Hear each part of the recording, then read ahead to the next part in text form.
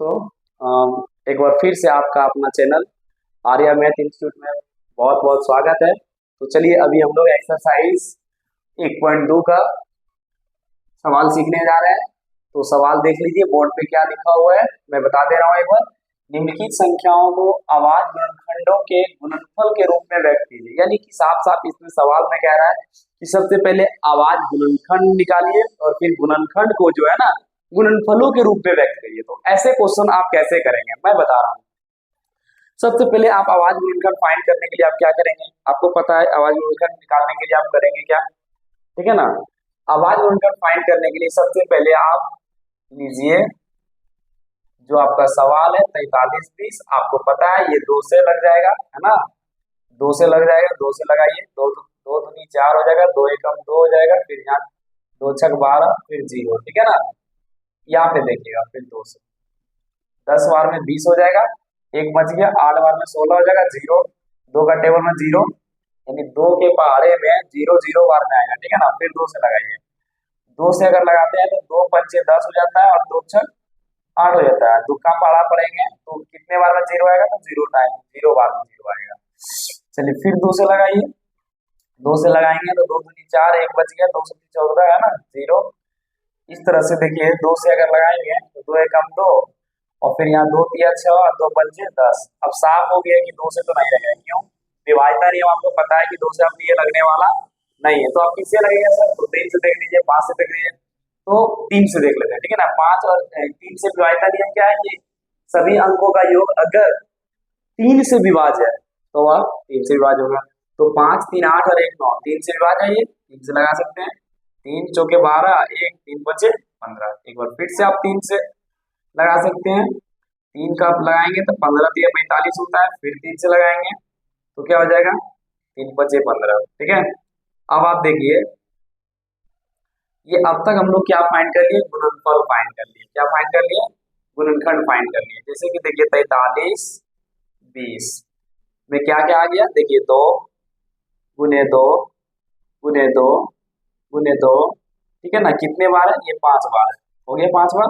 फिर 3 देख लीजिए आप कितने बार है, ठीक है ना। 3 आपका कितने बार है, 3 बार है। 5 कितने बार है, 1 बार है। अब जब भी आपको सवाल में यहाँ पे 2 तरह का सवाल पूछे जाते हैं। अगर आपको सवाल में कह रहा है कि आवाज गुणनखंडों को गुणनफल के रूप में व्यक्त करें, तो ऑलरेडी ये गुणनफल के रूप में व्यक्त हो चुका है, लेकिन इसके बावजूद भी आप जो है ना थोड़ा ट्रेडिशनल सोचें तो इसको लिख सकते हैं 2 पर पावर 5, क्योंकि ये 5 बार है, गुने 3 पर पावर 3, ये घातांक के नियम से है ना, और फिर 5 पे पावर 1 लिखे हुए तो भी सही और ना लिखे तो भी सही। तो ये आपका था क्वेश्चन नंबर 1। और इसमें देखिए अगले सवाल में कहेगा 5 का अधिकतम घात। जैसे कि इसी सवाल में कह दिया जाएगा कि 2 का अधिकतम घात क्या है, तो 5 है। 2 का अधिकतम घात क्या है, 5 है। इसी सवाल में कह दिया जाएगा 3 का अधिकतम घात क्या है, तो 3 है। अगर आपसे सवाल कर देगा इसी सवाल में 5 का अधिकतम घात क्या है, तो आप क्या बोलेंगे, 1 है। जो पावर आपको ज्यादा दिख रहा है जिससे सवाल करेगा उससे। तो देखिए इसमें क्वेश्चन नंबर 2 और 3 में देखिए घात ही पूछ रहा, अधिकतम घात बिल्कुल आपसे बन जाएगा, ठीक है ना। और देखिए इसमें जितने भी सवाल दिया हुआ सारा सेम सवाल है, तो सेम सवाल आपका चैलेंजिंग सवाल होता है जो आपके लिए होमवर्क के रूप में आपको दिया जाता है। तो आगे का सवाल हम लोग सीखते हैं, ठीक है। अब देखिए अगला सवाल जो क्वेश्चन नंबर 4 का है, मैंने सेम क्वेश्चन बोला ना चैलेंजिंग के रूप में आप लोग को देते हैं। अगर आपको नहीं बनता है, आपसे नहीं होता है, तो आप प्लीज हमारे यूट्यूब चैनल के डिस्क्रिप्शन बॉक्स में आप कमेंट करके आप भेजिए कि सर सवाल ये क्वेश्चन नहीं मेरे से बन रहा है, तो मैं उसको बनाने की जरूर कोशिश करूंगा और वीडियो बना के आप लोग अब भेज दिया जाएगा, अपलोड कर दिया जाएगा। तो जब आपको इस प्रकार का सवाल देखने को मिलता है, जब भी ऐसे सवाल आपको देखने मिलता है, यदि 6370 बराबर 2 पर पावर n 2 पर पावर m, ये पॉइंट का मतलब डॉट का मतलब यहाँ गुना होता है, ठीक है ना। तो गुने 5 पे पावर n गुने 7 पे पावर k गुने 3 पे पावर 13 पे पावर p है। तो m plus n plus k plus p का मान ज्ञात करें। तो सबसे पहले हम लोग को m n k p का मान निकल जाए तब ना प्लस का मान ज्ञात करेंगे। तो इसके लिए हम लोग क्या करेंगे, वही आवाज गुणनखंड पहले निकालेंगे। किसका आवाज गुणनखंड निकालेंगे? तो देखिए अभी मैं बता रहा हूँ किसका आवाज गुणनखंड निकालेंगे। देखिए सबसे पहले सवाल जो दिया हुआ है 13 ये 6370। अब एक सवाल आता है, ऐसे सवाल को जो है ना बनाने का एक जो है ना ट्रिक इसमें छिपा हुआ है। आप सबसे पहले किससे भाग करेंगे? आप सबसे पहले 2 से भाग करेंगे, फिर किससे करेंगे? 5 से करेंगे, 7 से करेंगे, 13 से करेंगे, मतलब इससे कंफर्म कटेगा। ठीक है ना? 2 से लगाइए। 2 से अगर आप लगाएंगे तो देखिए यार 2 दिया 6, 2 1 2, 2 सती ये 17 हो गया ना, तो 2 8 16 हो जाएगा। ठीक है, और फिर 2 25 10। देखिए अगर आपको प्रॉब्लम होती है तो भाग सभी को आता है। ठीक है ना? तो आप भाग करके देख लीजिएगा यहाँ पे। ठीक है, 2 से 3 बार में 6 19, फिर 3 आ गया, एक बार में है ना 2, फिर यहाँ 1 आ गया, फिर 17, 8 बार में फिर 16। ठीक है ना? फिर देखिए 0 आ जाएगा, ये टर्म यहाँ आ जाएगा ना, ये टर्म यहाँ नोट हो गया था, इसी तरह से टर्म नोट होते जाता है। ठीक है ना? तो 5 बार में क्या हो जाता है? 10। तो आप देख पा रहे हैं, हम एक भाग के माध्यम से भी आपको समझाना चाहें कि हम करते क्या है। 2 से भाग लगाते हैं, इसमें जितने दार में करता है यहाँ लिख देते हैं। अब आपको बताए थे कि देखिए 2 से नहीं कटेगा, आप किससे कटेगा? 5 से कटेगा। 5 है, देखिए 5 से 5 6 30 है ना, एक बच गया 18, 5 3 15, 3 5 7 35, 5 7 35। अब 5 से विभाज्यता नियम के अनुसार ये 5 से तो कटेगा नहीं। अब किससे लगाना है? 7 से। किससे लगाना है? 7 से। 7 से 7 नमक 63 होता है, 7 नमक 63, और 7 एक 7 है ना। फिर देखिए 7 से लग जाएगा, 7 से 13 बार में है ना, 13 से 91 होता है, जैसे आप पाला जानते हैं। और फिर देखिए यहाँ पर जो है ना 13 से लगा सकते हैं, वो तो आप पे डिपेंड करता है, आप लगा भी सकते हो और नहीं भी लगा सकते। ठीक है ना? चलिए, तो अब हम लोग क्या लिख सकते हैं? 63 70 बराबर क्या दिया हुआ है? 2 पर पावर m गुने 5 पर पावर n गुने 7 पर पावर k गुने 13 पर पावर p। ठीक है ना? अब देखिए आप जो है ना ये साइन का मतलब होता है और उन्हें या उन्हें अगली स्टेप। ठीक है ना? अगले स्टेप के लिए हम लोग ये साइन का इस्तेमाल करते हैं। अगर आप इस्तेमाल करते हैं तो ठीक है, और अगर आप नहीं करते तो बिल्कुल आप नहीं दीजिए। ठीक है? तो अब देखिए क्या क्या आ गया, इधर आ गया हमारे 2 गुने 5 गुने 7 गुने 7 गुने 13। एक नहीं भी लिखने में कोई दिक्कत नहीं। 2 पर पावर इधर देखिए m गुने 5 पर पावर n गुने 7 पर पावर k गुने 13 पर पावर p। ठीक है? अब देखिए 2 पर पावर 1 गुने 5 पे पावर 1 है गुने 7 पे पावर देखिए 1 और 1 कितना हो गया? 2 गुने 13 पे पावर 1 बराबर 2 पर पावर m गुने 5 पर पावर n गुने 7 पर पावर k गुने 13 पर पावर p।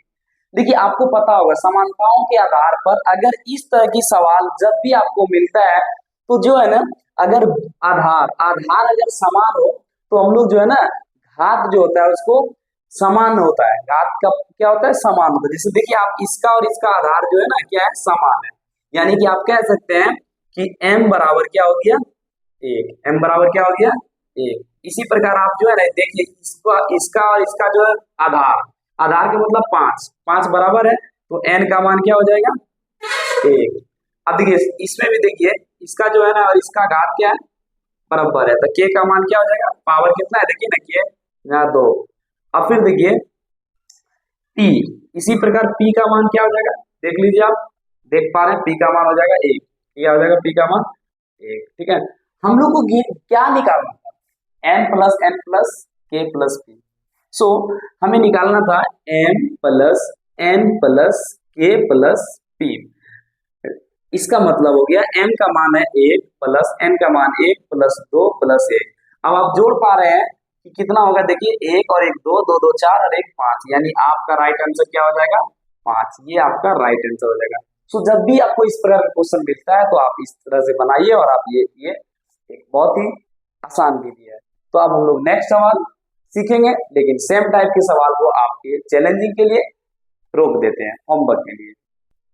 तो अब हम लोग क्वेश्चन नंबर 6 पे आ चुके हैं। क्वेश्चन नंबर 6 में देखिए क्या है, निम्नलिखित गुणनखंड वृक्ष में लुप्त संख्याओं a b c d x y के मान ज्ञात करें। ठीक है ना? जो लुप्त दिया हुआ है इसका मतलब जो मिसिंग है, जो मान दिया हुआ नहीं है, उसे कैसे फाइंड करेंगे? जैसे कि आप देखिए सिंपल आपको एक बताने का ये तरीका है। देखिए कि जैसे मान लिया जाए कि आप जो है ना 10 में 2 से भाग लगाते हैं। ठीक ठीक है, 10 में 2 से भाग लगाते हैं, कितनी दान करते हैं आपको 5 बार में क्या हो जाता है 10, क्या हो जाता है 10। तो क्या आप 10 को इस तरह कर सकते हैं, जरा देखिए 5 2, या फिर आप इसमें भी 5 रख सकते हैं, इसमें भी 2 रख सकते हैं, ठीक है ना। अब आपका मन में सवाल आता है कि देखिए 10 को हम कैसे लिख सकते हैं, 2 गुने 5, तो आप 5 गुने 2 भी लिख सकते हैं, वो आप पे डिपेंड करता है, ठीक है ना, ये आप एकदम आप लिख सकते हैं। अब आप सोचिए कि आपको अगर जरूरत पड़ जाए कि आप ये 10 कैसे लाए, दो दो और 5 से लाइए, तो सिंपल है, 2 गुने 5 कर दिए, 2 का पहाड़े 5 बार पढ़ दीजिए, 5 का पहाड़ा 2 बार पढ़ दीजिए, है ना। वो क्रम विनिमय नियम के आधार पर ये जो है ना बराबर हो जाता है, 5 गुने 10, ये 2 गुने 5 करेंगे तो फिर 10, है ना। तो इस तरह से हम 10 लिखने की जरूरत पड़ जाए तो ये दोनों को गुना करते हैं, क्या करते हैं, गुना करते हैं। सेम देखिए यहाँ पर भी हम लोग वही करेंगे, आप देख लिए होंगे, हम रफ कर दिए इसको, ठीक है ना। अब हमें फाइंड क्या करना है, देखिए आप इसमें देख चुके हैं, हमें ए निकालना है, बी निकालना है, फिर यहाँ सी निकालना है, फिर डी निकालना है, एक्स निकालना है, वाई निकालना है, सब 1 बाई 1 यानी एक एक करके निकालना है। अब हमें ए निकालना है, जैसे अभी बताए थे, ए निकालने के लिए हम क्या करेंगे, ये दोनों को क्या कर देंगे, गुना कर देंगे, ये दोनों को क्या करेंगे, गुना कर देंगे, यानी कि 2 गुने अगर 1260 कर दिए तो ए का मान निकल गया। अब आप ऐसे ही गुना करिए, 2 का पहाड़े 0 बार पड़ेंगे, 0 6 दुना 12 हो जाता है, ठीक है ना, 2 दुना 4 और 1 5 हो जाता है, 2 एकम 2, यानी कि ए का मान क्या निकल गया 2520 यानी 2520। अब हमें बी का मान निकालना है, किसका मान निकालना है, बी का मान निकालना है। अब देखिए जैसे आप समझिए कि यहाँ पर अभी कुछ बताए थे, याद करिए तुरंत, जस्ट अभी बताए थे, 10 को आप क्या लिख सकते हैं, यहाँ 2 और यहाँ 5, मुझे जरूरत पड़ गई फिर से आपको समझाने के लिए, तो मैंने फिर से ले लिया, ठीक है ना। तो आप जैसे जरा समझिए कि ये बी का मान हमें निकालना है, समझो 2 निकालना है, क्या करना है, 2 निकालना है। तो आप 10 में अगर 5 से भाग लगाएंगे तो 2 बार में कट जाएगा ना, 2 बार में कट जाएगा ना, बोलिए एक बार, हाँ ठीक है, तो 2 बार में कट जाएगा। तो अगर 2 बार में कट जाएगा तो आप यहाँ भी करिए ना, 1260 है, क्या है 1260 है, और 630 से भाग लगा दिए, क्या करिए 630 से भाग लगा दिए। अब देखिए यहाँ 630 हम रफ करके आपको बता दे रहे हैं, 1260, जैसे कि देखिए आप इस कंडीशन में क्या करेंगे सर, तो जैसे देखिए आप पहाड़े तैयार कर लीजिएगा, गुना कर करके है ना, 630 गुने 1 कर दीजिएगा, फिर 630 गुने 2 कर दीजिएगा, 630 गुने 3 कर दीजिएगा, इस तरह से गुने कर करके आप पहाड़े तैयार कर सकते हैं। यहाँ 630 हो जाएगा, यहाँ पे गुना करेंगे क्या हो जाएगा 136 हो जाएगा, ठीक है ना, यानी 1260। उसी तरह यहाँ पे 0 हो जाएगा, 3 दिया 9 हो जाएगा, 6 दिया 18 यानी 1890। अब हमारा काम तो 2 ही बार में हो जाएगा, तो मैं ज्यादा क्यों करूँ, है ना, 2 बार में हो गया 1260, अब 1260 हो गया, फिनिश हो गया, ठीक है ना। आप कह सकते हैं कि आपका रिजल्ट क्या आया 2, आपका रिजल्ट क्या आया 2, यानी बी का मान क्या आता है 2, ठीक है ना। अब उसी तरह हमें सी निकालने की जरूरत पड़ जाएगा, किसकी जरूरत पड़ जाएगा, सी की। तो आप सी कैसे निकालेंगे, अभी अगर 5 की जरूरत पड़ जाता है आप कैसे निकालेंगे, 10 में 2 से भाग लगाएंगे, है ना, सिंपल, 10 में 2 से भाग लगाएंगे तो 2 पचे 10, 5 में कट गया, यानी कि यहाँ निकल जाएगा, यानी यहाँ का सी निकालने के लिए हमें क्या करना पड़ेगा, सी निकालने के लिए हम लोग को क्या करना पड़ेगा, 630 भागा 2 करना होगा, क्या करना होगा 2, 6 इसे निकालने के लिए यहाँ पे देखिए मिलाइए, कंपेयर करिए, ये 5 और ये सी है ना, एक साइड में, इसे निकालने के लिए क्या करें 2 से इसमें भाग लगा देंगे। अब देखिए यहाँ पे लिख देते हैं हम लोग 630, अब भाग लगा के दिखा भी देते हैं, 2 तिहाई 6, फिनिश हो गया, मतलब कट गया, ठीक है ना, कट जाना का मतलब यहाँ शेषफल 0 हो गया, ठीक है। अब देखिए यहाँ पे हो गया 3, ठीक है, 3 हो गया। अब 2 के पहाड़े में 1 बार में लगाएंगे, ज्यादा नहीं लगाते ना हम लोग, फिर 0 आ जाएगा, तो फिर 5 बार में हो जाएगा 10। अब आप देख पा रहे हैं आपका रिजल्ट क्या आया, आपका परिणाम क्या आया, भाग देने के बाद, भाग देने के बाद जो परिणाम आया वही सी का मान हो गया, यानी 315 ये सी का मान हो गया। इसी प्रकार अगर आपको डी निकालने की जरूरत पड़े, क्या डी निकालने की जरूरत पड़े, जैसे यहाँ बी निकालने की जरूरत पड़ा, ठीक है ना, तो जब डी निकालने की जरूरत पड़े तो आप कह सकते हैं ना कि सर सी में हम लोग 105 से भाग लगाएंगे, है ना, सी में क्या करेंगे 105 से भाग लगाएंगे। अब आपको पता है सी का मान अभी हम लोग निकाले कितना है 315, और भाग किससे लगाएंगे 115 से। अब देखिए यहाँ पर देखिए आप यहाँ पे देख लीजिएगा 315, सॉरी इसको रफ करके थोड़ा जगह बचाते हैं आप लोग के लिए तो अच्छा रहेगा, ठीक है ना। आप तो देख लिए, ये स्क्रीनशॉट ले लीजिएगा, ठीक है ना। अब देखिए 315 किसमें, 315 है, भाग किस में लगाना है, भाग किससे लगाना है, 105 से, ठीक है, किससे लगाना है, 105 से। अब लगाइए 105 को 3 बार में अगर पढ़ते हैं तो कितना आ जाएगा, 115, क्या आ जाता है 115, यानी आपका रिजल्ट अनुमान, आपका परिणाम क्या है 3, ये डी का मान है, ये किसका मान आ गया, ठीक है। इसी प्रकार आप x का भी मान निकाल सकते हैं। x का मान निकालने के लिए आपको क्या करना पड़ेगा, अब फिर वही बात, जैसे d निकाले थे है ना, इससे भाग लगाए थे इसमें, अब यहाँ 35 से भाग लगाना 105 है ना, यानी 105 भागे 35, अब 35 से भाग लगा दिए है ना, 35 से 105 में भाग लगाएंगे तो शायद 3 बार में फिनिश हो जाएगा, ठीक है, 3 बार में क्या होगा, पूरी तरह से शेषफल 0 आ जाएगा, तो हमारा परिणाम क्या हो गया 3, यानी x का मान क्या निकल गया 3। उसी तरह से आप y का मान निकालना है, किसका मान निकालना है, y का मान निकालना है, तो 35 में भागा किससे लगा देंगे 7, तो इतना तो आप लोग बता ही सकते हैं, 7 के बारे में 5 बार में टेबल आता है, 5 बार में 35 आता है, तो ये जो आपका हो गया ना, ये 5 का 5 हो गया। इस प्रकार से आप a b c d x और y का मान निकाल सकते हैं। सेम टाइप के सवाल को फिर से हम आपको चैलेंजिंग और होमवर्क के रूप में दे दिए हैं, तो सेम क्वेश्चन आप लोग को चैलेंजिंग के रूप में दे चुके हैं, होमवर्क के रूप में आप लोग बनाइएगा और फिर उतना ही बोलेंगे हम लोग, ठीक है ना। अभी हम लोग क्वेश्चन नंबर 7 पे आ चुके हैं, और क्वेश्चन नंबर 7 क्या बोल रहा है, आवाज गुणनखंडन विधि द्वारा निम्नलिखित पूर्णांकों का एचसीएफ यानी मस और एलसीएम मीन्स लस ज्ञात करें, ठीक है ना।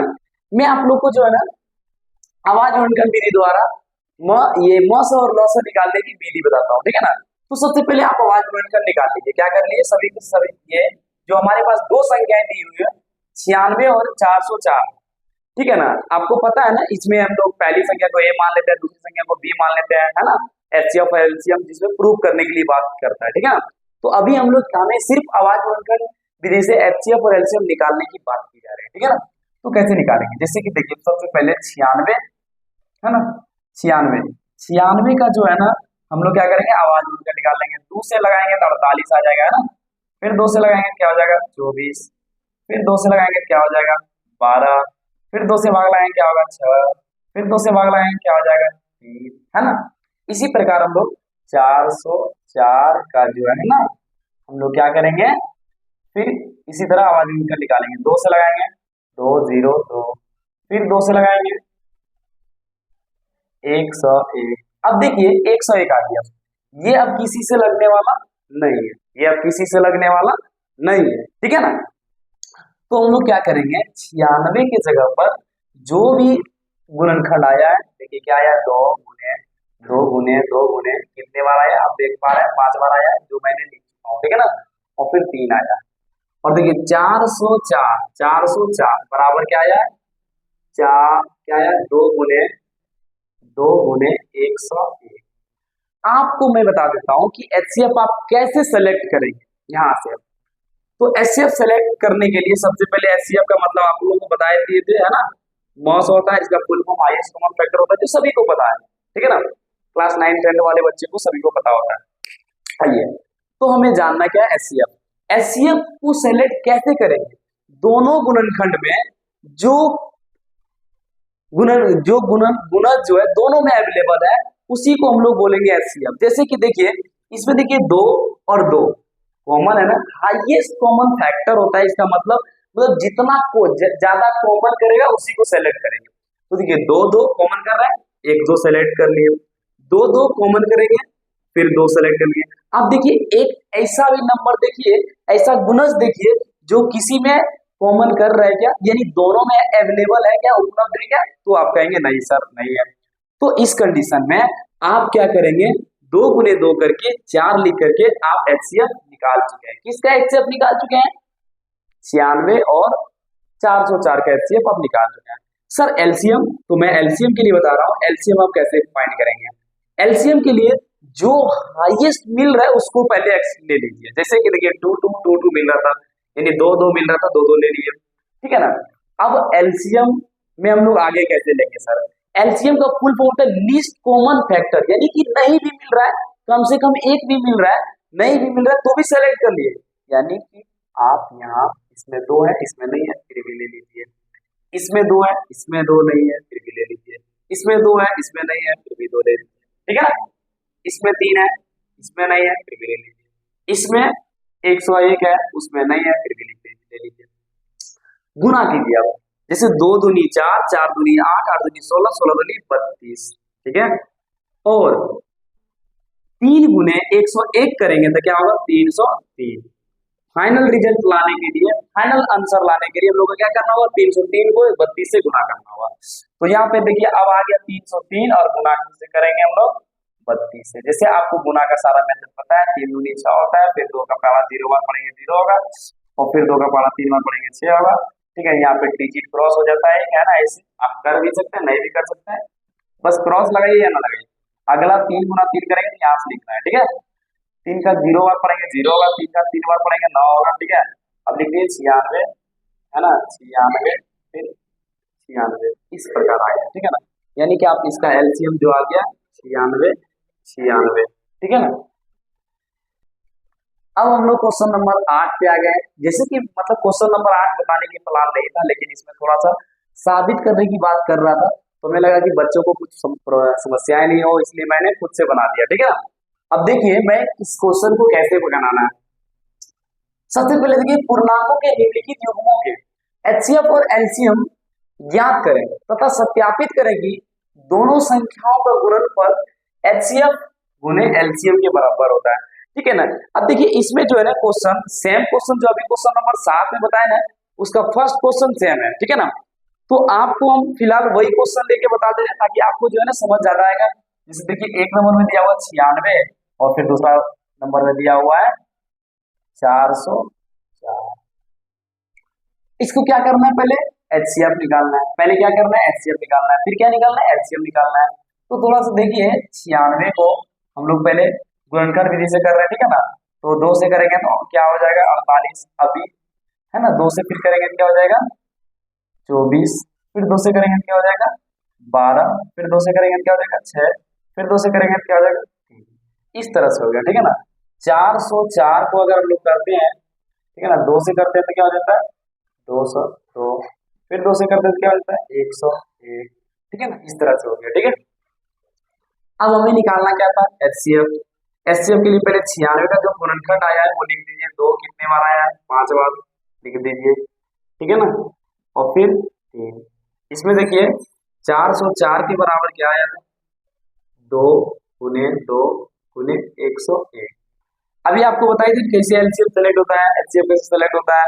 तो एचसीएफ मतलब जो दोनों में कॉमन करे, यानी 2 2 2 2, यानी कि दोनों 2 सेलेक्ट कर लेना, क्या हो जाएगा 2 दूनी 4।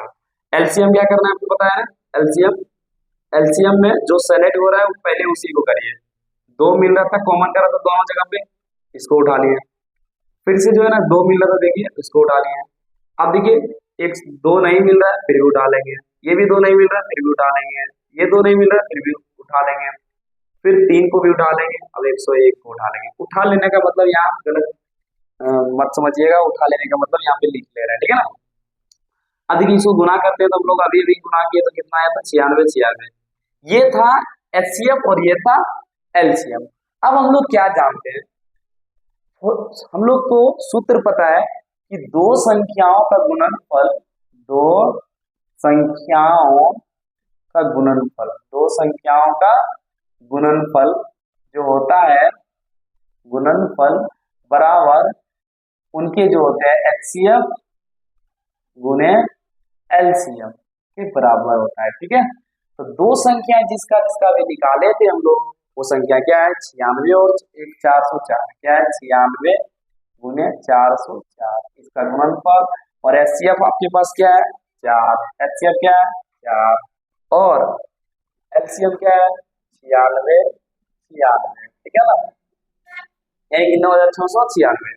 अब आप साबित कैसे करेंगे सर, अब देखिए 96 गुना 404 करना पड़ेगा, वो आपको करना पड़ेगा, देखिए कर लीजिए, हम लोग करके देख लेते हैं यहाँ पे, ठीक है ना। 404 को 96 से गुना कर देते हैं, 6 का पारा 4 बार पड़ेंगे तो 24 आ जाएगा। यहाँ अगर 0 होता है तो बाकी जितना भी आता है हम लोग लिख देते हैं ना। अब देखिए 6 6 का फिर 24 हो जाएगा। उसी प्रकार देखिए डिजिट को एक छोड़ देते हैं, फिर 9 6 36 और फिर 9 6 36, जोड़िए कितना हो गया 4 6 2 8 4 3 7 6 2 8 3, 38 78 4 क्या आया 38 78 4, ठीक है। उसी प्रकार ये दोनों को भी गुना करिएगा ना, क्या आ जाएगा 38, 78, 4। इस प्रकार से सिद्ध हो गया कि दो संख्याओं का गुणनफल बराबर उनके एचसीएफ गुने उनके एलसीएम। इस प्रकार से आप ये क्वेश्चन को बना सकते हैं। इसमें बहुत सारे क्वेश्चन है जो आपके लिए मैं छोड़ दिया हूं, आप बनाइएगा, ठीक है। ओके चलिए ठीक है, तो अभी क्वेश्चन नंबर हम लोग 10 सीख रहे हैं और 10 क्वेश्चन जो है ना बहुत आसान है, बहुत ही आसान क्वेश्चन है, आपको भी आसान लगेंगे, ठीक है ना। देखिए करना कैसे हो, कैसे आप करेंगे, ठीक है। तो सबसे पहले यहाँ पे सवाल समझिए, यहाँ दो संख्या दिया हुआ 96 और 404, ठीक है ना। करें यदि एचसीएफ 96 और 404 का 4 है तो एलसीएम 96 और 404 का क्या होगा, ये हम उसका मान ज्ञात करना है। तो हमारे पास दिया है, क्या दिया हुआ है, देखिए हमारे पास दिया है पहली संख्या, क्या है, पहली संख्या 96, दूसरी संख्या क्या दिया हुआ है, दूसरी संख्या हम लोग के पास दिया हुआ 404 और हमारे पास जो है एचसीएफ क्या दिया हुआ है, यानी मौसम, एचसीएफ का मतलब मौसम, मौसम क्या दिया हुआ है, देखिए दोनों का 4 दिया हुआ है। हम लोग को निकालना क्या है, लॉस, क्या निकालना है, लॉस, लॉस निकालना है। तो हम लोग जानते हैं लॉस यानी एलसीएम बराबर सूत्र, एलसीएम बराबर सूत्र क्या होता है, अगर आपको पता है तो आप बताइए और नहीं तो मैं लिख दे रहा हूं। क्या होता है सूत्र, सूत्र होता है पहली संख्या गुने दूसरी संख्या, ठीक है, दूसरी संख्या बटे किसका मान निकालना होता है, एलसीएम यानी एचसीएफ यहाँ हो जाएगा मौसम, ठीक है, मौसम मतलब एचसीएफ। पहली संख्या कितना है 96 गुना दूसरी संख्या क्या है 404 भागा मौसम कितना है 4, है ना। इसको आप 404 को 4 से करेंगे तो 101 आ जाएगा, इसको गुना करेंगे तो 96 आ जाएगा, ठीक है ना। तो इस प्रकार आप जो है पहली संख्या दूसरी संख्या या फिर एचसीएफ एलसीएम इस सूत्र के आधार पर आप निकाल सकते हैं। अगर मान लीजिए मौसम निकालने बोलता तो मौसम हमारा यहाँ होता है, लौसम यहाँ होता है, ठीक है ना। अगर मान लीजिए हम लोग को पहली संख्या निकालने बोलता है तो पहली संख्या के लिए सूत्र क्या हो जाता है, आपका पहली संख्या के लिए सूत्र हो जाता है पहली संख्या बराबर हो जाता है एचसीएफ गुना एलसीएम बटे इधर हो जाता है दूसरी संख्या, क्या आ जाता है दूसरी संख्या। इस तरह से सूत्र होता है और इस तरह से आप निकाल सकते हैं, ठीक है ना। अब हम लोग नेक्स्ट सवाल सीखते हैं, अगला सवाल। तो देखिए अभी हम लोग जो है ना ये सवाल सीखने वाले क्वेश्चन नंबर 11, ठीक है ना। जांच करें कि क्या, अब यहां से समझिए एन एलिमेंट एन, ये एन का मतलब हो गया संख्या, ये एन का मतलब क्या हो गया संख्या, और ये एन का मतलब है एलिमेंट, जिसको हिंदी में हम लोग सदस्य समझते हैं, ठीक है ना। किसका सदस्य, एन, कैपिटल एन का मतलब नेचुरल नंबर यानी प्राकृत संख्या, क्या प्रकृत संख्या, ठीक है ना। के लिए एम पर 15 पर पावर एन का इकाई अंक शून्य हो सकता है, कह रहे कि 15 पर पावर एन जो है उसका इकाई अंक शून्य हो सकता है। तो हम लोग जांच करेंगे, क्या करेंगे, जांच करेंगे और जांच करके देखेंगे सच में शून्य होता है कि नहीं होता है। तो हम लोग यहाँ लिखेंगे, है ना, एन बराबर 1 2 3 डॉट डॉट डॉट लेने पर, ठीक है। अब आप समझ ही गए डॉट डॉट लेने पर, इसका मतलब हो गया कि यहाँ पे साफ साफ रहता है एन, एन का मतलब क्या होता है प्रकृत संख्या, क्या होता है प्रकृत संख्या। तो अब जब प्रकृत संख्या ले रहे हैं तो प्रकृत संख्या की स्टार्टिंग यानी प्राकृतिक संख्या की स्टार्टिंग कहां से होती है, 1 से, तो 1 से ही शुरुआत करेंगे ना। तो हमारे पास सवाल क्या है 15 पर पावर एन, क्या है 15 पर पावर एन। अब देखिए जब 15 पर पावर एन है तो अगर हम स्टार्टिंग में 15 पर पावर 1 लेते हैं तो इसका मान क्या हो जाता है हमारा 15, क्या हो जाता है 15, ठीक है ना। लेकिन अगर हम लोग अगले नंबर में 15 पर पावर एन है और एन यहाँ पे एन क्या नहीं है, एन बराबर 1 लेने पर, यहाँ हम लोग क्लियर कर दिए 1 लिए, क्या किया 1 लिए, एन का मान क्या लेने पर 1 लेने पर। अब देखिए एम पर पावर हो जाता है 2, क्या हो जाता है 2, तो आपको पता है 15 गुना 15 करने से क्या होता है 225, क्या हो जाता है 225, है ना। एन बराबर क्या लिए थे हम लोग 2 लेने पर, क्या किए थे 2 लेने पर, ठीक है। इस प्रकार अगर हम लोग एन 15 पर पावर 3 करते हैं, सॉरी एन अगर 15 पर पावर 3 करते हैं तो जब भी कोई भी संख्या का इकाई अंक 5 है और हम उसको जब गुणनखंड फाइंड करेंगे, फाइनली गुना करेंगे 3 बार 4 बार 5 बार, जो जितने बार भी करेंगे, तो हमारा 5 तो लास्ट में आना है, ये फिक्स है। अगर विश्वास नहीं तो आप जो है ना 15 गुना 15, ठीक है ना, 15 गुना फिर 15 करके देख लीजिए। 15 करेंगे तभी 225 है ना, और फिर 15 से करेंगे तो देखिए डायरेक्ट हम करने को बता रहे हैं। 15 का पहाड़ा 5 बार पढ़ेंगे तो 75 आएगा, है ना, आ गया ना 75 के 5 बाकी 7 आ गया ना 5। यानी कि इस कह रहे कि इकाई अंक जो होगा, इकाई अंक शून्य, इकाई अंक शून्य हो सकता है। तो क्या शून्य हो सकता है? आप कहेंगे नहीं, आप कहेंगे नहीं, क्योंकि शून्य इसलिए नहीं हो रहा है कि आप ही देखिए इकाई अंक 5 ही आ रहा है, ठीक है ना। अभी फाइनल गुना कर देते हैं, 15 30 और 7 37 के साथ बाकी 3 15 गुना 30 और 7 37। अब आप बताइए, आप ही बताइए कि इकाई अंक क्या शून्य हो सकता है? तो आप कहेंगे नहीं, नहीं हो सकता, नहीं हो सकता है। शून्य पे समाप्त, इकाई अंक शून्य हो सकता है तो नहीं हो सकता है। बस ऐसे ही आपको इस तरह के सवाल को बनाना है। अब यहाँ पर सवाल देखिए क्या कह रहा है कि व्याख्या करें कि 7 गुने 11 गुना 13 प्लस 17 एक भाज्य संख्या है।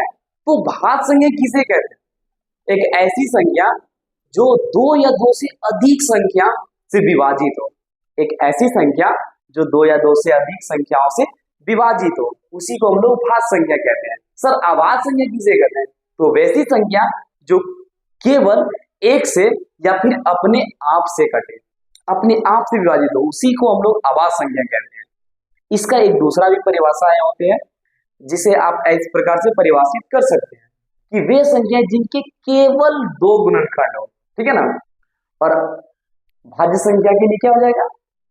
वे संख्याएं जिनके 2 या 2 से अधिक गुणनखंड हो, यानी 2 से अधिक गुणनखंड होना चाहिए इसमें।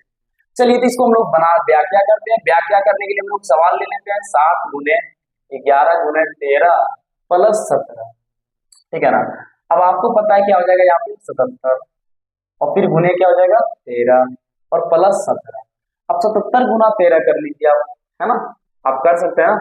13 सती 91 डायरेक्ट कर दे रहे है ना, 13 सती 91 कितना है 9 हमारे हाथ में है। 13 सती 91, 91 और 9 को जोड़ते हैं तो क्या हो जाता है 9 1 10 और 9 1 10, है ना। यानी कि कितना हो गया 1001 प्लस 17। अब जरा देखिए 13 सती 91 का 1 बाकी 9, है ना, 13 सती 91 और 9 1 1001। अब आप जरा व्याख्या करिए कि ये जो संख्याएं हैं, है ना, इसको अगर हम लोग ऐड करते हैं तो कितना हो जाता है? 17 को ऐड करते हैं तो हमारे पास हो जाता है 18, ये फिर 1 0।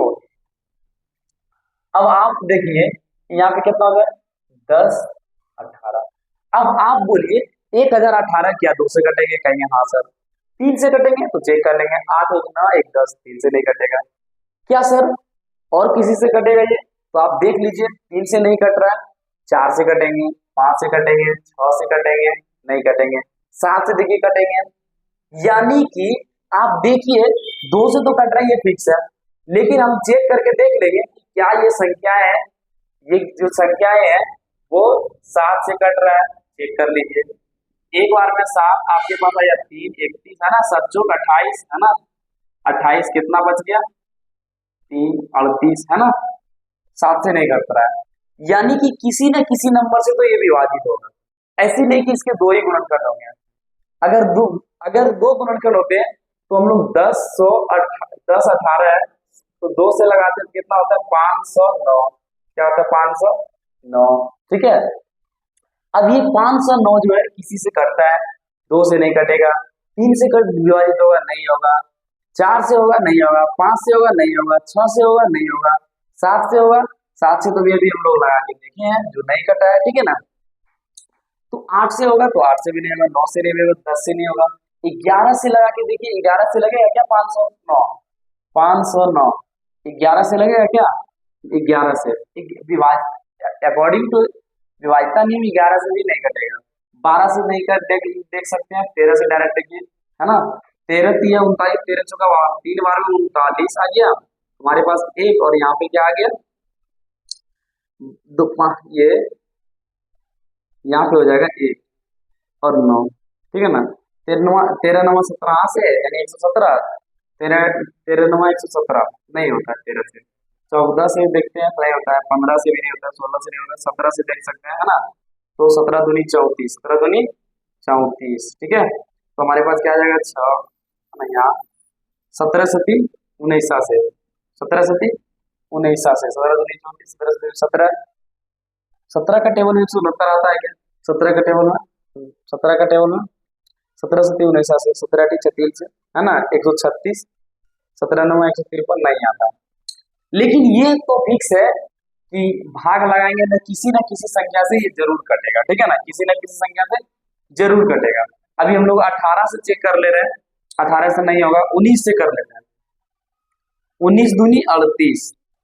अब आप बताइए 19 से 19 दूनी 38, यहाँ पर क्या बच गया, यहाँ पे आ गया 2, है ना, यहाँ पे 1, 129, 1900 से भी नहीं, 19 से भी नहीं कट रहा है, 20 21 से 21 दूनी 21 से भी चेक कर लेंगे हम लोग, नहीं 3 से नहीं कटा, 7 से नहीं कटा, 21 से भी नहीं कटेगा, 22 से नहीं कटेगा, 23 से देख लीजिए, है ना, 23 से देख लीजिए कितना है 509, है ना, 509, 23 से देखिए, 23 दूनी 46, 23 दूनी 46। अब हमारे पास यहाँ क्या आ गया 4, और यहाँ पे है ना कुछ नहीं 49, अब 23 के टेबल में 49 नहीं आने वाला है ना, 23 के पारे में, तो 23 छोड़ दिए, 24 छोड़ दिए, 25 छोड़ दिए, 26 छोड़ दिए, ठीक है ना, 26 भी नहीं लगेगा, 27 से भी नहीं लगेगा, 28 से भी नहीं ट्राई कीजिए, 29 से ट्राई कीजिए डायरेक्ट, 29 से भाग लगाना है 509। मैंने आपको भाग ये भाज्य दिखाने के लिए इतना लंबा कर रहा हूँ, ठीक है ना, ताकि आपके दिमाग में ये समझ में आ जाए कि ये भाज्य संख्या है, ठीक है।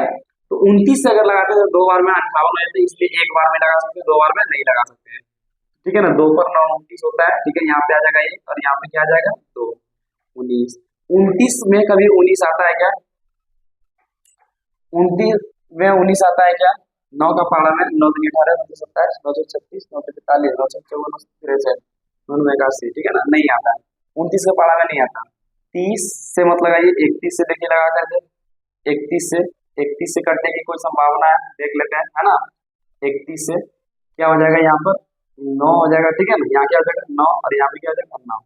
तो 31 के पारा में 9 बार में देखिए 9 नहीं, बहुत ज्यादा हो जाता है, 199 है, तो हम आई थिंक कि नहीं आएगा, अब नहीं आएगा तो हम लोग 32 नहीं 33 से लगा सकते हैं। 33 से अगर लगाते हैं हम लोग इसमें तो कितना आ जाता है, लगा के देख लीजिए, 33 भाग कर लेते हैं 509, ठीक है ना, तो 33 एक बार में 33, हमारे पास क्या आ जाएगा यहाँ पे 7 1, है ना, 33 के पारा में आता है क्या, 33 के पारा में आता है क्या, 33 के पारा में आता है। तो हम लोग जो है ना इसमें बहुत परेशान हो रहे हैं, ठीक है, लेकिन हम लोग को जो है ना परेशान होने की जरूरत है ही नहीं, ठीक है।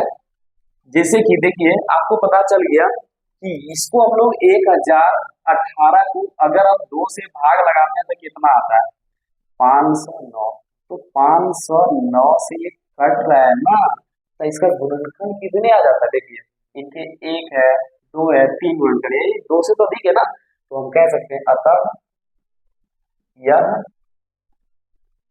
भाज्य संख्या है, ये व्याख्या हो चुका है, भाज्य संख्या है बस।